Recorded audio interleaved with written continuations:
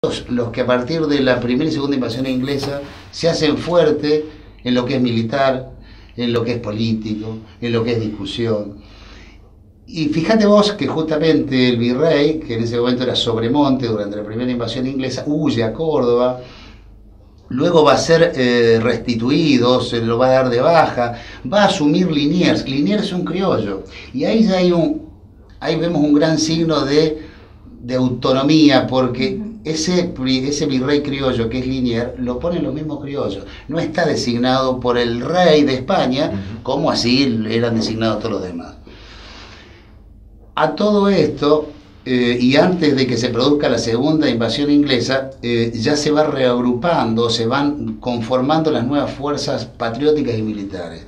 Cuando ocurre la segunda invasión inglesa, ya el pueblo de Buenos Aires está armado, y ya el pueblo de Buenos Aires sí sabe que puede vencer al ejército más grande de ese momento del mundo con sus propias fuerzas. No necesita de España, no necesita de un tercero, no necesita de un papá, de alguien protector.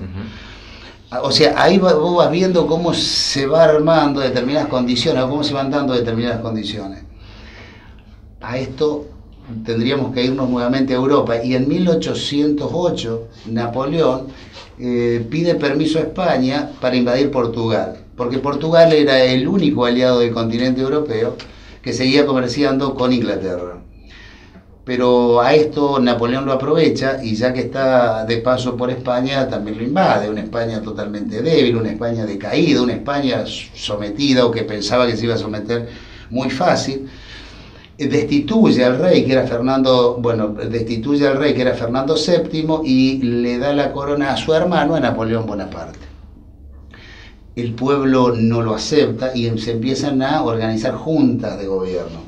Todas se van a estar concentrando en una, que es la Junta de Sevilla. Ese hecho ya trae nuevas noticias acá al virreinato, y en algunos lugares se empiezan a armar algunas primeras rebeliones, algún intento de emancipación, como podemos hablar la del Alto Perú, que luego fue reprimida violentamente y no llegó a mayores. Pero sí, en determinado momento, 2 años después, allá por 1808, o sea, el pueblo español sigue resistiendo un tiempo. Esto está ilustrado en los cuadros de Goya, muchos de los cuadros de Goya. Allá por 1810, Napoleón definitivamente, o sea, manda un ejército muy grande, termina sometiendo toda España, y es ahí cuando llega la noticia acá a Buenos Aires de que la Junta de Sevilla había caído, y de que toda España, o en España no había una autoridad a quien responderle.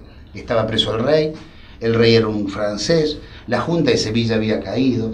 O sea, ¿qué camino iba a seguir, o qué camino íbamos a seguir los americanos acá en ese momento?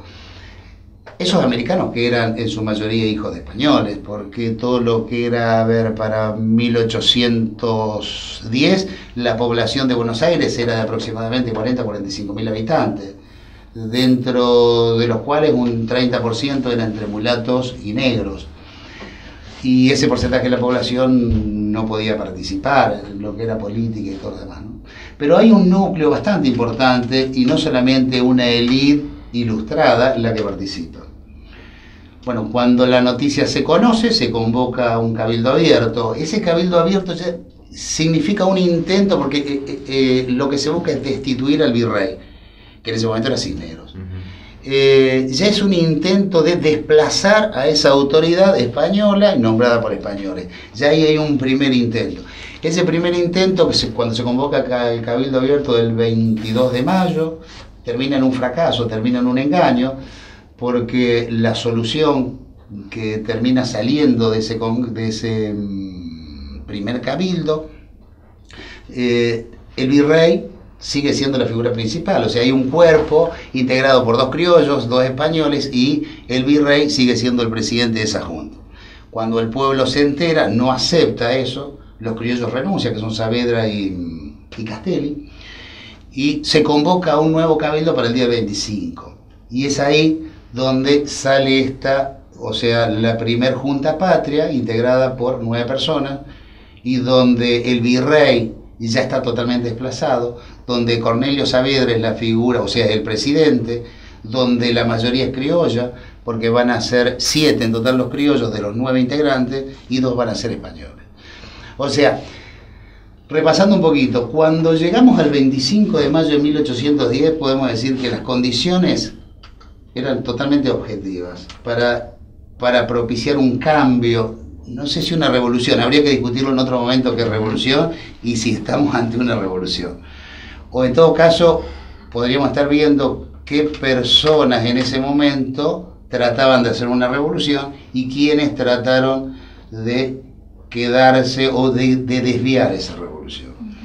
Como todos los criollos no fueron como en todo momento y en todo lugar, los criollos no conformaban un grupo homogéneo, o sea, había varias tendencias y varias formas de pensar y varias formas y varios intereses contrapuestos. Estaba el interés de los comerciantes, de los monopolistas, de los comerciantes ligados al comercio inglés, de los que estaban más ligados al campo. O sea, es como en todo momento, los intereses entran en puja y se dirimen en algunos momentos. Pero digamos que, resumiendo, las condiciones estaban dadas, porque las condiciones económicas ya estaban dadas. Me olvidé decir que cuando asume Cisneros en 1809, lo primero que hace es decretar el libre comercio.